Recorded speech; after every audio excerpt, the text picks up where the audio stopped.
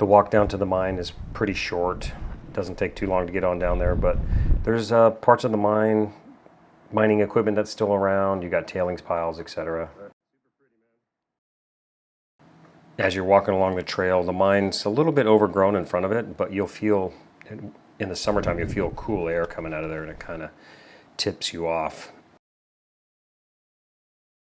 But there's the entrance there, and this is a multi-story mine with lots of little chutes or offshoots as you go through the mine, but it's pretty difficult to get lost in here. You just stay away from the sketchy areas and you're fine. It's hard rock mine. There's some bats in here. We actually found a big water pool this time. But off to the left over here is just an area where you kind of want to stay away from. There's a chute that goes straight down, looks like goes into the oblivion. But definitely stay away from that side. But if you stay on this right side and pretty much go all the way back, you'll come to a big ladder structure, which we'll show you in a little bit. And in the walls, you'll see where they were putting the charges, and then there's some drill bits like right there stuck in the wall, the walls everywhere. This mine started in the early 1900s and was operative till I think it was 1952, and multiple different stuff they pulled out of here.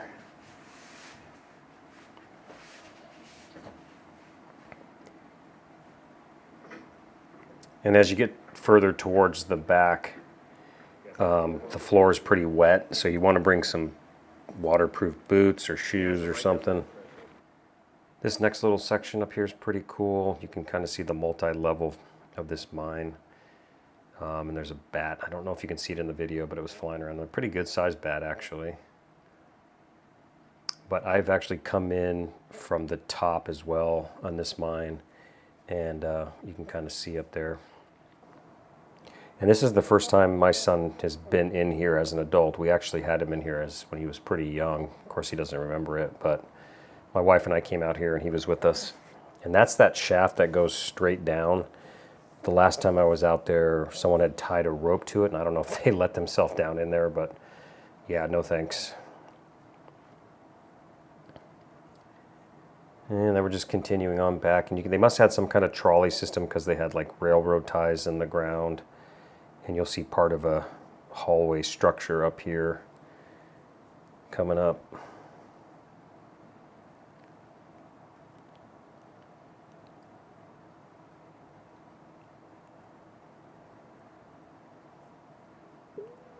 Here you go. Here's that structure. And there's a lot of dead ends in here where they must have followed or thought they were following the vein of whatever they were looking for.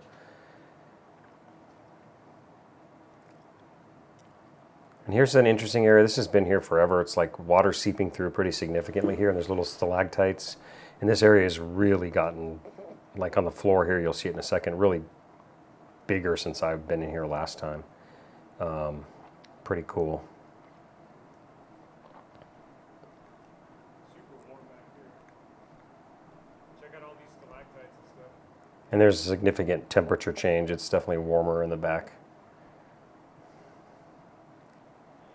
And there on the floor, you can kind of see the water. It's starting to get a little wetter back here.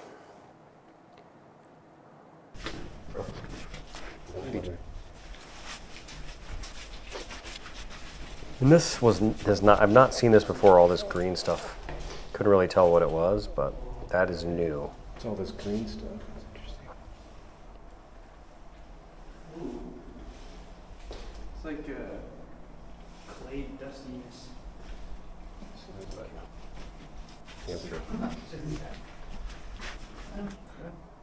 And then here's the ladder structure. And this thing looks like it goes up a couple of stories at least. Never even come close to attempting to climb on it. But it's pretty cool to see. And then this looks like all kinds of crazy chemicals or something back here on the back side of the ladder. But yeah, it's a pretty impressive build here. When you look, we're going to look up here in just a second. You can see how high it goes, at least partially. Pretty cool.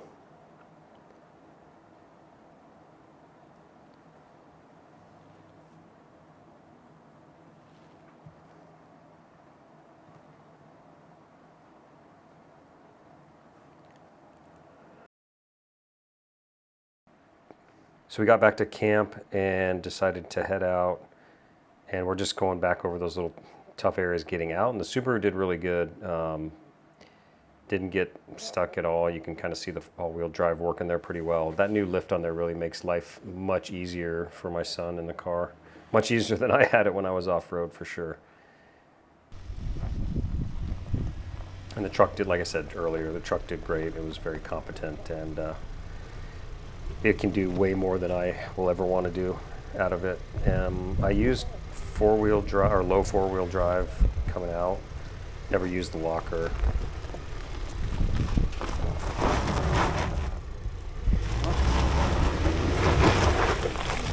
Oh, Dad.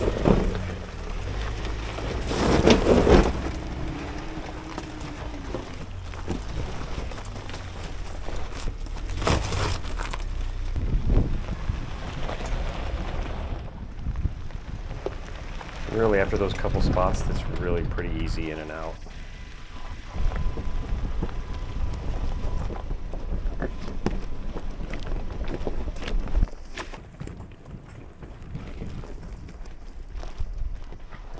Currently I have the car in trail control mode, so I've got it set to 7 miles an hour so you can really hear the ABS working. I just wanted to try it. And again, that button's right here, and then you can set it like cruise control to whatever speed you want to go. It's kind of cool. So I'm not touching the brakes or the gas, just cruising.